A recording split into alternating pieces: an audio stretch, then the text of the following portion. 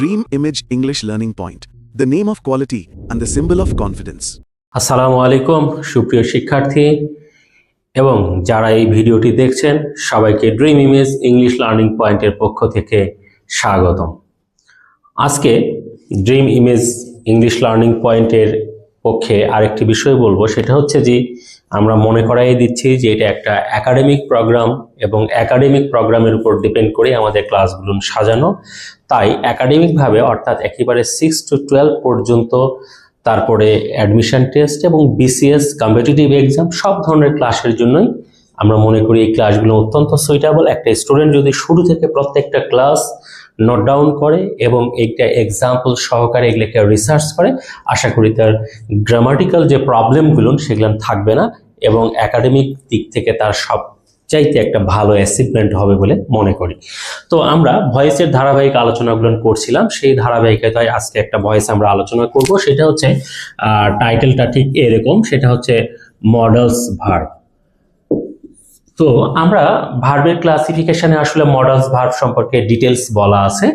তো এখানে আমি সংক্ষিপ্তভাবে বলি যে মডেলস ভার্ব এক ধরনের অক্সিলারি ভার্ব, কিন্তু অক্সিলারি ভার্ব হওয়ার পরেও এটা একটা কিন্তু মানে বাক্যে একটা আলাদা ধরনের ইম্প্যাক্ট ফেলে। তার মানে ম্যাক্সিমাম অক্সিলারি ভার্বগুলোর অর্থ নেই, কিন্তু মডেলস ভার্বগুলোর অর্থ আছে এবং এরা বাক্যের উপরে একটা আলাদা ইম্প্যাক্টও ফেলে। সো এটা একটা আলাদা বিষয়। তো এই মডেলস ভার্বগুলোর মধ্যে আবার সেমি মডেলস, মডেলস, তারপরে আবার নন মেজর মানে মেজর অব্লিগেশন, এই টাইপের বিষয় আছে। তবে আমরা এত মানে হিজিবিজিতে যাচ্ছি না। আমার একটাই কথা, যতগুলো মডেলস অক্সিলারি আছে তার সবগুলোই ভয়েস করার সময় শুধু মাথায় রাখতে হবে বেসিকের যে 4টা রুল সেটা পুরোপুরি ফলো হয়, আর মডেলস ভার্বগুলোর পরে শুধু কি বি যুক্ত হয়, ব্যাস এতটুকু মনে রাখলেই হবে। তো এখানে আমরা একটু দেখে নিব এরকম, যেমন আমরা যদি বলি you must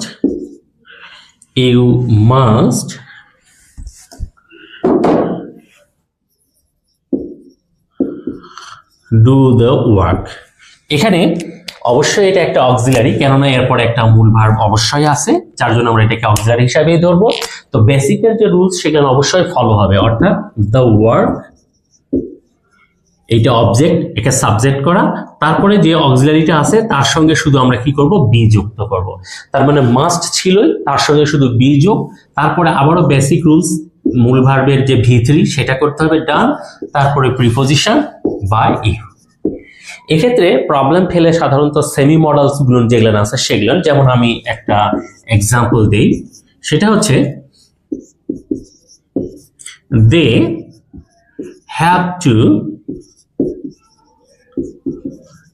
started a business. They have to started a business. এই ক্ষেত্রে এখানে কিন্তু হ্যাভ টু এটাও একটা মডেলস। আমরা আগেই বলছি মডেলস এর সবগুলোকে আমরা একসঙ্গে বিবেচনা করব, তো সেটা বিবেচনা করেই আমরা কাজ করব। তাহলে এই ক্ষেত্রে আমরা একটু দেখব কি আ বিজনেস, এরপরে দের জন্য হ্যাভ টু, বাট বিজনেসের জন্য কিন্তু হ্যাভ টু হবে না, এখানে অবশ্যই একটা পার্সন অনুযায়ী আমাকে ইউজ করতে হবে। তার মানে এখানে হবে হচ্ছে হ্যাজ টু। তাহলে বিজনেস হ্যাজ টু, তার সঙ্গে কি করতে হবে, বি। তার মানে হ্যাভ টু বা হ্যাজ টু আমার আগে থেকেই ছিল, তার সঙ্গে শুধু বি যুক্ত হবে। তারপর আবারও বেসিক রুলস, এখানে বাক্যটা মডেলসের পরে এটা একটু ভুল হয়েছে, তো এখানে the business has to be started by them. এক্ষেত্রে আমরা খুব ক্লিয়ার করে দেই, বেসিক রুলসের এটা 1 নম্বর, মাস্ট বি এটা হচ্ছে 2, এটা হচ্ছে 3, এই যে 4, অর্থাৎ বেসিক রুলসের যে 4টা রুলস সেটা ফলো এখানে 100% হবে। এখানে এটা পুরোটা মিলে এটা 2, এইটা হচ্ছে 3, এইটা হচ্ছে 4। আরেকটা আমি দেখাই খুবই ইম্পর্টেন্ট, যেটা অনেকবার বিভিন্ন জায়গায় অ্যাডমিশন টেস্টে আসছে বা কম্পিটিটিভ এক্সামগুলোতেও আসে, সেটা আমরা একটু দেখব। সেটা হচ্ছে we are going to have our breakfast. We are going to have our breakfast. এখানে আর গোয়িং টু এখানে সেমি মডেলস হিসাবে এটা কাজ করতেছে, বাট সবগুলো রুলস একই। তো এখানে আওয়ার ব্রেকফাস্ট, তাহলে উই এর জন্য আর, বাট আওয়ার ব্রেকফাস্ট এখানে যখন আসবে তখন কি হবে? আওয়ার ব্রেকফাস্ট ইজ, এখানে গোয়িং টু ছিল, তার সঙ্গে আমরা লিখব কি? Going to B. হ্যাভ এর V3 হচ্ছে হ্যাড, তাহলে গোয়িং টু হ্যাড